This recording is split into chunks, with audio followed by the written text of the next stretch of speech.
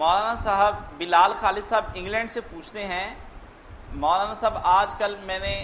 دین کا مطالعہ کرنا شروع کیا، ماشاءاللہ، تو صحیح بخاری شریف پڑھتے ہوئے یہ انتہائی حیرت ہوئی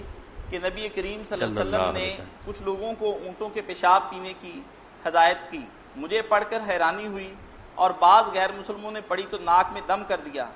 یہاں پر میں نے علماء سے اس کے بارے میں پوچھا کہ آپ برائے مہربانی اس بارے میں وضاحت فرمائیں، تو دو گروہ سامنے آئے،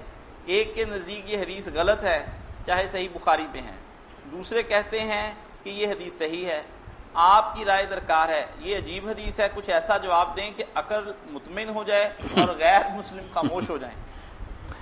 غیر مسلموں کو آپ کیا خاموش کرنا چاہتے ہیں؟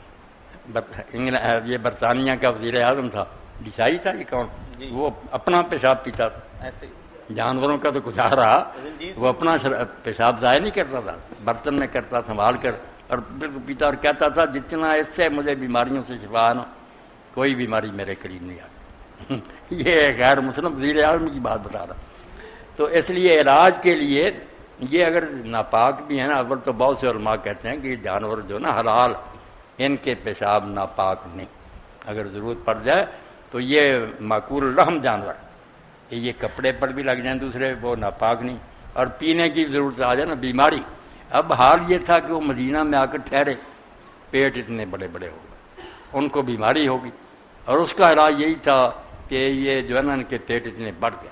کہ اونٹوں کا دودھ اور پیشاب پئیں۔ عرب جانتے تھے، عرب بھی لوگوں نے مجھے بتایا جو سعودیہ میں رہتے ہیں کہ جب لوگوں کو پتہ چلتا نا کہ جنگل میں کوئی اونٹنی یا بچہ جانے لگی تو دوڑ جاتے ہیں کاروں پر اور جا کر اس کا پیشاب جو پہلا ہوتا نا سنبھال لیتے، اور اتنا مفید ہوتا کہ اس کا اندازہ ہی کوئی نہیں، اتنی بیماریوں کا علاج۔